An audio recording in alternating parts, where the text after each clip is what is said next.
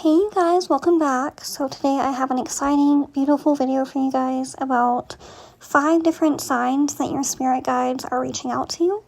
And this is from an espiritismo perspective, okay? So sign number 1 is sudden impressions, or what we call inspiration. And these are sudden impressions or thoughts that feel like they were placed in your mind. Okay, for example, you might be about to send an angry text to someone when out of nowhere, a calm inner voice says, wait, don't send that right now, okay? This does not feel like overthinking or fear. Instead, it feels very wise, and it feels a lot more wise than your usual thoughts, like it comes from outside of you. And later, you'll realize that that message saved you from unnecessary conflict with that person. So that's an example of your guide stepping in with a little whisper of protection and wisdom. Sign number 2 is physical sensations, or la corriente espiritual. And this is also known as a spiritual current. And guides will often let you know that they're close by shifting your body's energy.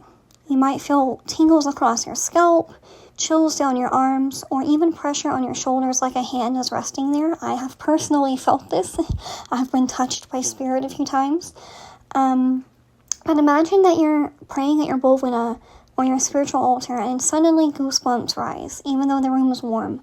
Or maybe during meditation, you sense a comforting weight behind you, almost like someone is standing behind you, standing watch.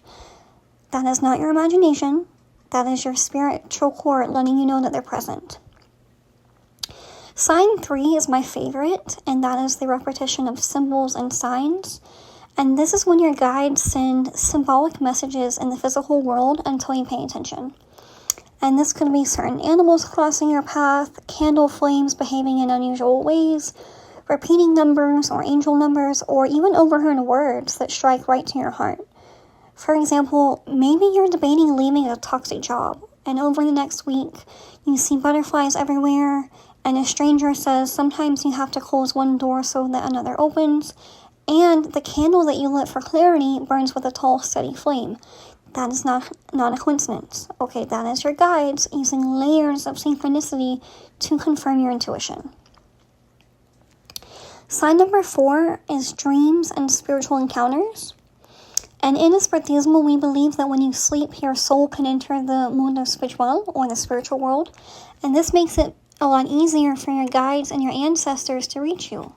And these dreams feel very vivid, they're alive, and usually they're pretty hard to forget. For instance, you might dream of your grandmother who has passed on, and she sits at her kitchen table, looks you in the eye, and says, take care of your health. You wake up remembering every detail, her voice, the smell of coffee, and the warmth of her presence. That is not just a dream, okay? It's a visitation, a message brought directly from your spiritual court. So hold on to that. Start keeping a dream journal either in your phone or in a notebook. That way you can keep track of those messages, because you might not need that message now, but you might need it 2 months from now. Sign number 5 is protection in times of danger, or intervention in times of danger. Your protective spirits will guide you and often step in when harm is close. And maybe you can't find your keys, even though you swore you left them on the table. You search for 10 minutes. Ask me how I know about this one, by the way. You finally leave the house, and later you hear there was an accident on the exact road you normally take at that time. From an espiritismo perspective, that delay was not an accident. It was your protective spirit keeping you safe. That has happened to me a few times. It's very surreal when it does happen, but every single time I say thank you, and of course I send my blessings and my prayers to the person that was in that accident, because my guides kept me very safe, and I really try to pay that positivity forward. Okay? So those are 5 very clear ways that your guides might be reaching out to you through inspiration, physical sensations, repeating symbols, dreams, and even direction in dangerous moments. And in espiritismo, the lesson is this. Your guides are always present, but it's up to you to cultivate your spiritual sensitivity so that you can notice and honor their communication. And if you're unsure whether something was truly a sign, you can always sit at your bovina, light a white candle, and pray for clarity. And the more that you build that relationship, the clearer the voice will become. Okay, so if this video resonated with you, don't forget to like, share, and subscribe for more spiritual information.